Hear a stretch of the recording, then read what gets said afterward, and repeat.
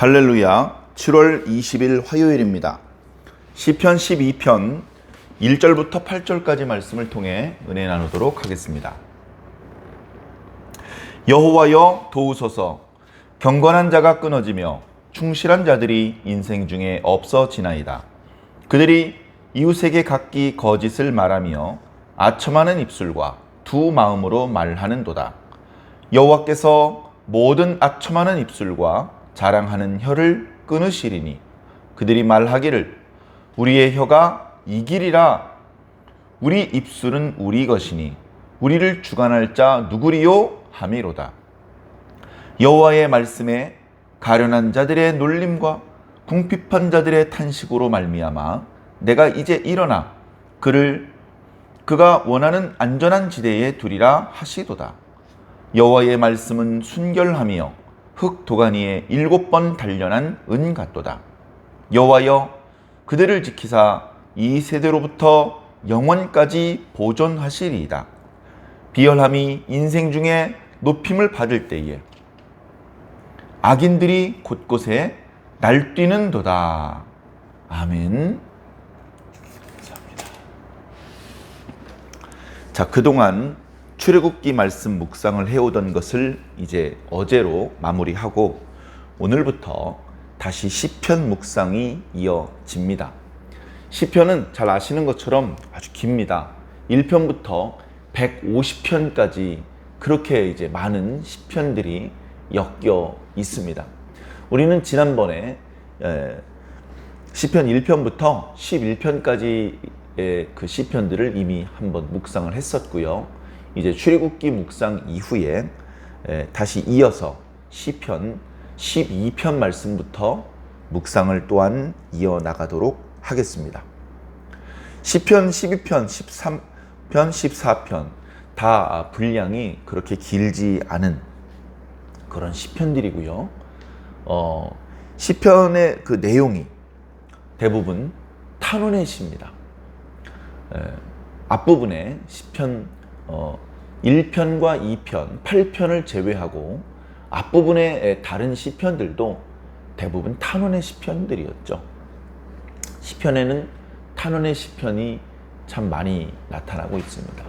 그만큼 하나님의 백성, 특히 시편에서는 의인이라고 표현되고 있는 이 하나님의 백성들이 이 땅에 있는 동안에 하나님의 뜻대로 사는 동안에 악인들의 미움을 받고 까닭 없이 죄를 지은 바 없이 악인들의 공격을 받아서 고통을 당하는 그런 상황이 자주 연출되기 때문입니다.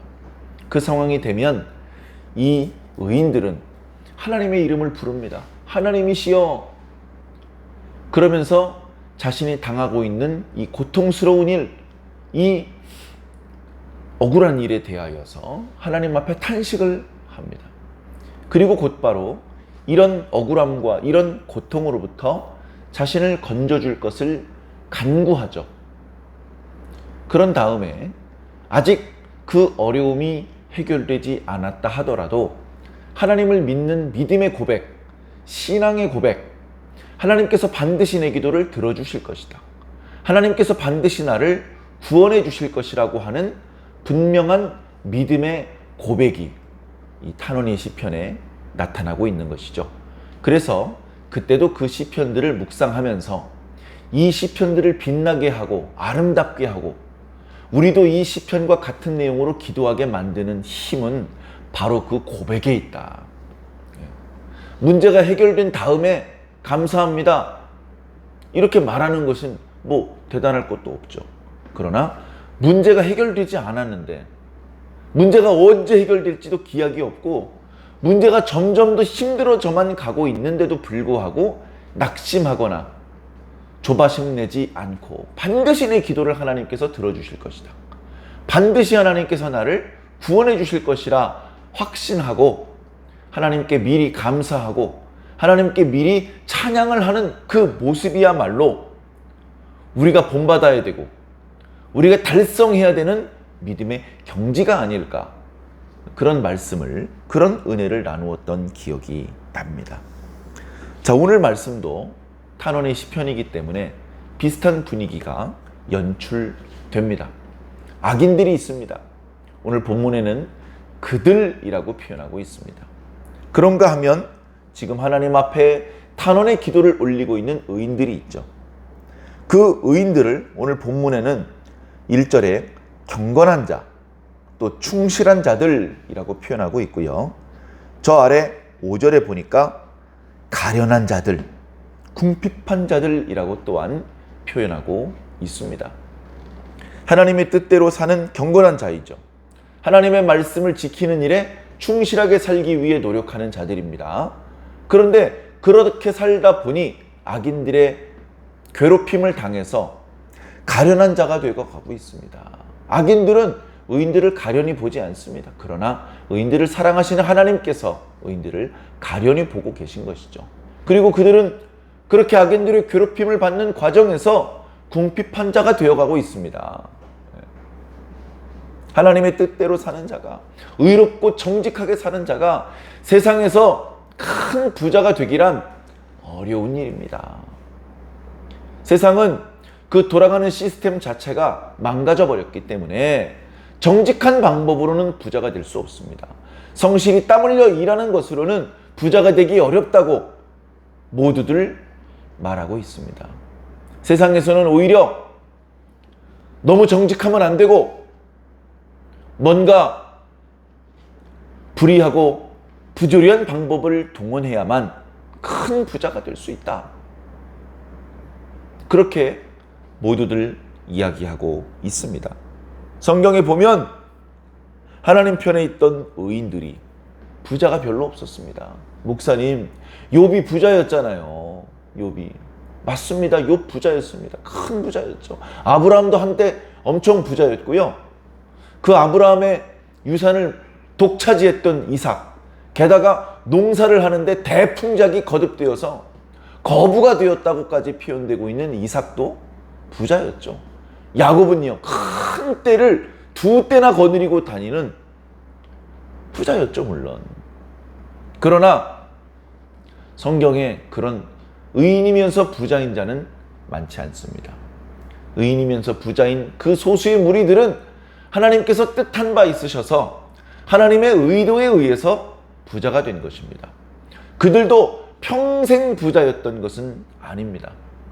거짓 신세였고 도망자였고 그런 억울하고 또 아쉬움이 많은 나그네와 같은 시절도 많이 있었는데 하나님께서 부자로 그들을 옷 입혀 주신 적이 있었던 것 뿐인 것입니다. 어쩌면 오늘날 우리들의 시대에도 그것은 똑같이 적용되는 것 같습니다. 우리는 부자면, 돈이 많다고 하면 부러워하면서도 존경하지 않습니다. 뭔가 불의하고 부조리한 방법을 저질렀을 것이라고 생각을 하고 자신의 노력이 아니라 부모를 잘 만났기 때문이다. 이런 편견을 가지기 쉬운 시대를 살고 있습니다. 그런가 하면 정직하게 땀 흘려서 일하는 사람을 바보라고 말하는 그런 안타까운 시대를 살고 있습니다. 그럼에도 불구하고 우리는 불의하고 부조리한 방법으로 부자가 되는 것을 부러워하고 그 길을 찾아 나서는 자들이 되어서는 안 되며 우리는 혹여 가련하고 궁핍한 자가 될지언정 끝끝내 하나님 앞에 경건한 자요 충실한 자로 살아야 될 것입니다. 오늘 말씀에 보면 주인공이 등장인물이 크게 넷이 등장을 합니다. 하나는 의인들을 괴롭히는 악인들입니다. 또 하나는 그 악인들에게 괴롭힘을 당하고 있는 의인들입니다. 그리고 눈에 보이지 않지만 의인의 간구를 듣고 계시는 하나님입니다. 그리고 말씀의 세계 속에 들어있는 것은 아니지만 오늘 우리들이 또한 이 시편 12편 말씀에 보이지 않는 등장인물입니다. 각각의 등장인물들의 특징들을 살펴보면서 오늘 우리는 어떤 모습이어야 되는지 말씀을 통해서 묵상해 보시기를 부탁을 드립니다. 자, 악인들은 의인들을 괴롭힙니다. 주로 말로 괴롭힙니다. 2절에 보니까 그 악인들이 이웃에게, 주로 의인들에게 거짓을 말합니다. 아첨하는 입술과 두 마음을 가지고 위선적인 말을 서슴없이 내뱉습니다. 그 결과 1절에 보니까 경건한 자가 끊어지고 충실한 자들이 인생 중에서 없어지고 있습니다. 하나님 도우소서. 이런 암울한 상황이기 때문에 하나님의 이름을 구합니다. 도움을 청하는 겁니다. 여호와여 도우소서. 이러다 의인들 씨 마르겠습니다. 이것이 하나님의 뜻입니까? 이것은 하나님의 뜻이지 아니질 않습니까? 하나님의 공의가, 하나님의 정의가 이 땅에 실현될 수 있도록 하나님 이제 그만 침묵하시고 이 죄인의 땅에 임하시며 이 불의한 상황 속에 개입해 주시옵소서. 그래서 저 불의한 자들을 징벌해 주시고 억울한 눈물을 흘리고 있는 의인들의 눈물을 닦으시며 그들의 억울함을 풀어주시옵소서. 그런 의인들의 피 맺힌 간구가 오늘 시편 12편 속에 울려 퍼지고 있는 것입니다. 3절에 보니까 하나님께서는 반드시 저 악인들의 악한 말을 끊어버리실 것이다. 그치게 만드실 것이다. 라는 그런 신뢰의 고백이 벌써 나타나고 있습니다. 자, 이어지는 4절. 악인들이 도대체 뭐라고 말하는지 한번 보겠습니다. 그들이 말하기를 우리의 혀가 이길 것이다. 우리 입술은 우리 것이니 누가 우리를 주관하랴. 하나님의 주권을 부인하면서 자기 멋대로 살겠다. 자기 멋대로 말하겠다. 우리가 이길 것이다. 우리가 저 의인들을 다 씨가 마를 때까지 괴롭힐 것이다. 아무도 우리를 막지 못할 것이다. 하나님, 그딴 게 어디 있냐? 이렇게 말하고 있다. 악인들이 그런 참남한 말을 하고 있다. 악인들이 악한 말이요, 의인만 괴롭히는 것이 아니고요, 하나님을 대적하는 말을 하고 있는 것입니다. 이런 불의하고 부조리한 상황 가운데 하나님께서는 뭐라고 말씀을 하시느냐? 5절에 나타나고 있습니다. 여호와의 말씀에 가련한 자들의 눌림과 궁핍한 자들의 탄식으로 말미암아 내가 이제 일어날 것이다. 의인들의 피 맺힌 탄식의 기도를 하나님께서 듣고 계시다. 하나님께서 일어나실 것이다. 하나님께서 그 의인들을 도와주실 것이다. 어떻게 도와주시느냐? 그들이 원하는 안전한 지대에 둘 것이다. 하나님의 의인들이 더 이상 악인들의 괴롭힘을 받지 않게 안전한 지대에 둘 것이다. 안전지대는 천국을 말하는 건 아닙니다. 최종적으로는 천국이겠죠. 그러나 이 안전한 지대는 구원의 장소를 뜻합니다. 구원의 장소. 이스라엘 백성들이 애굽에서 나왔습니다. 애굽을 하나님께서 10가지 재앙으로 더 이상은 이스라엘 백성들을 억류할 수 없게 힘을 빼놓으셨죠. 그럼에도 불구하고 마음이 강팍했던 그들은 병사들을 모아 이스라엘 백성들을 추격했습니다. 애굽의 군병들이 추격해오고 있다. 그들의 말을 들어보니 포로는 필요 없다. 이스라엘 사람들이 눈에 띄는 대로 다 죽여라! 라는 말을 듣고 매우 두려워했습니다. 그들은 서둘러 도망을 가야 했는데 그들의 앞에는 홍해가 가로막혀 있었습니다. 그들은 크게 두려워하고 낙심하고 심지어 하나님을 원망하는 그런 사람들이 나타나기까지 했습니다. 모세도 그 답답한 상황에 하나님 앞에 부르짖어 기도했습니다. 하나님께서 말씀하셨습니다. 두려워하지 말아라. 너희들은 그냥 가만히 있어라. 하나님께서 오늘 너희를 어떻게 구원하시는지 너희는 보아라. 하나님께서 구름 기둥을 이스라엘 진영 선두에서 후미로 이동시키셨습니다. 이스라엘 백성들을 집어삼킬 듯이 추격해오던 애굽의 군대 위에 흑암이 임하게 하셔서 그들이 더 이상 이스라엘 백성들에게 접근하지 못하게 막으셨습니다. 다른 편에서는 밤새도록 동풍이 불어서 그들을 더 이상 도망가지 못하게 가로막을 것 같았던 홍해 물이 갈라져서 바다 가운데 길이 열렸습니다. 이스라엘 백성들은 그 길을 따라서 안전하게 홍해 건너편으로 건너갔습니다.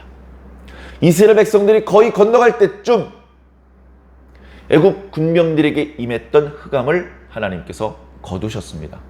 애굽 군병들이 보니 이스라엘 백성들이 홍해를 가로질러 반대편으로 건너가고 있습니다. 그 모습이 신기하다 구경하고 있을 때가 아니죠.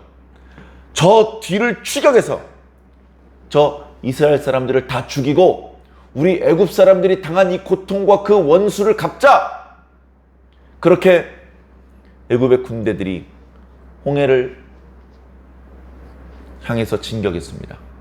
이스라엘 백성들이 건너갔던 바닷속에 났던 그 길을 애굽의 군병들도 달리기 시작했던 것입니다. 이스라엘 백성들은 반대편에 올라섰는데도 불구하고 여전히 두려워할 수밖에 없었습니다.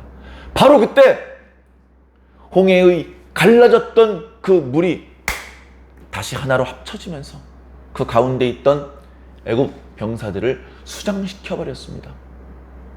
다시 바닷물이 합쳐지고 자신들이 물에 빠질 위험에 처해 있다는 것을 알았지만 자신들이 타고 있던 병거의 바퀴가 벗겨져서 그들은 이스라엘 사람들 편으로도 갈 수 없었고 원래 있었던 곳으로 빠져나갈 수도 없이 꼼짝없이 홍해 가운데 수장될 수밖에 없었던 것입니다. 그렇게 죽여가던 애굽의 군병들이 다 죽고 더 이상 애굽 사람들이 이스라엘 사람들을 괴롭히기 위해서 달려올 수 없게 홍해가 다시 방패막이가 되어 주어서 이제 이스라엘 백성들이 서 있는 땅은 말 그대로 안전지대가 된 것입니다. 그제서야 두려워하던 놀란 가슴을 쓸어내리고 모세와 이스라엘 백성들이 미리암과 여인들이 구원하신 하나님을 찬양했던 것이죠. 바로 그 자리가 안전지대입니다. 구원한 자리, 사랑하는 성도 여러분, 가만히 생각해 보십시오. 성경 역사 태초 이래 오늘 우리들의 시대에 이르기까지 고난받는 하나님의 백성들이 그 고통 중에 하나님의 탄식의 기도를 드릴 때마다 그를 천국으로 쏙쏙 뽑아 올리신 것은 아닙니다. 그들을 잠시 안전지대에 옮겨 놓으신 것 뿐입니다. 그들은 아직 이 땅에서 해야 될 일이 있습니다. 그들은 너무 심한 악인들의 압제에서 잠시 벗어나 다시 기력을 회복하고 이 땅에 있는 동안에 해야 될 그들의 사명을 감당해야 되는 것입니다. 예수님께서 겟세마네에서 기도하셨던 내용이 요한복음 17장에 일부 소개되고 있는데요.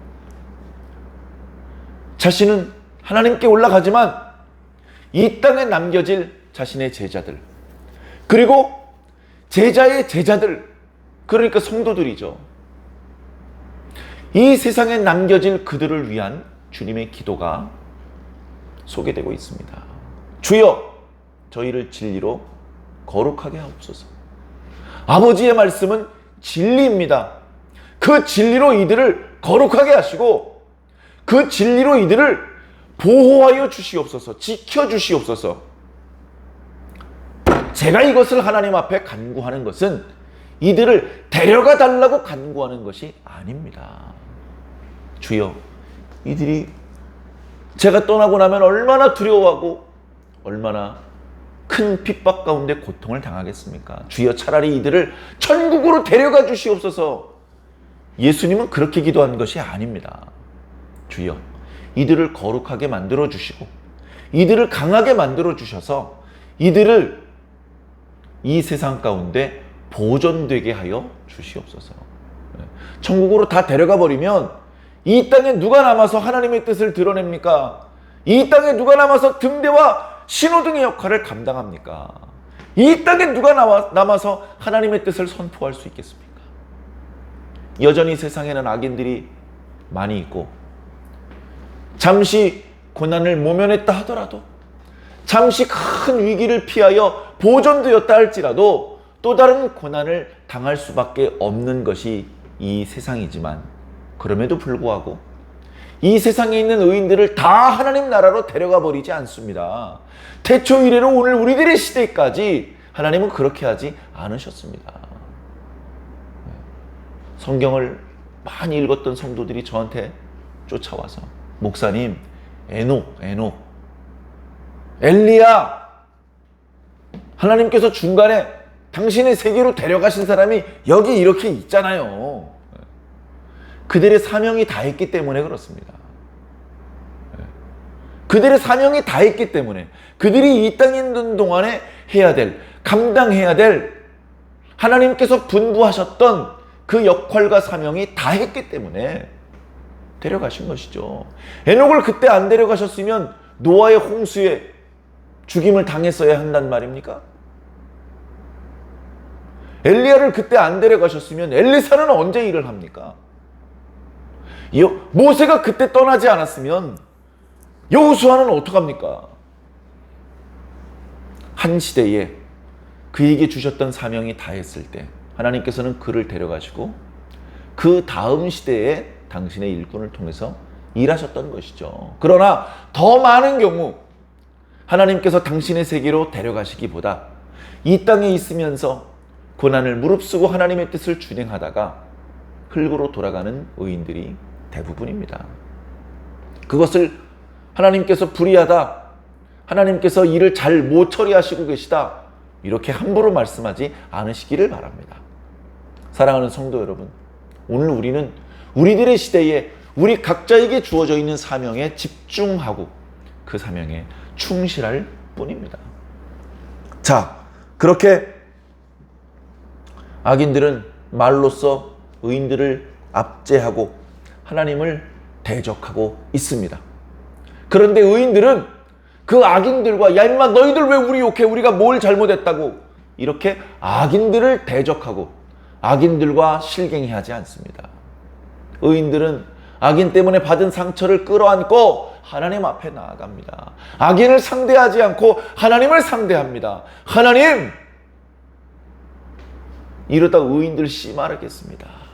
주여, 하나님 일어나시고 우리를 좀 도와주시옵소서. 그렇게 하나님 앞에 간절히 기도합니다. 그러면 하나님께서는 5절 말씀처럼 그들의 탄식과 그들의 고통당하는 모습을 감찰하시고 일어나셔서 의인들을 도와주실 것이다. 한편으로는 3절 말씀이 있는 것처럼 악인들의 입을 닫아버리실 것이고, 또 한편으로는 그 악인들 때문에 고통당하던 의인들을 안전한 지대로 피신시켜 주실 것이다. 어떻게 그렇게 하십니까? 말씀의 능력으로. 하나님께는 말씀의 능력이 있습니다. 멱살 잡고 앞뒤로 흔들 필요가 없어요. 말씀으로만 하옵소서. 그래, 그 말씀의 능력에 대하여 6절은 이렇게 찬양하고 있습니다. 여호와의 말씀은 순결하며 흑도간 위에 7번 단련한 은과 같도다. 아무런 불순물이 없습니다. 지혜와 능력이 충만합니다. 말씀으로만 하셔도 충분합니다. 천지를 창조하셨을 때 뻘뻘 땀을 흘리면서 손발을 놀려 천지를 지으셨습니까? 말씀으로 지으셨습니다. 그 중에 사람은 흙을 빚으셔서, 그러니까 사람을 더 공을 들이셨고 더 사랑을 베푸셔서 만드셨죠. 말씀이시면 사실은 충분했던 것이었습니다. 자, 그래서 결국 하나님께서는 의인들을 지키시고 7절에 그들이 영원토록 보존되게 하실 것이다.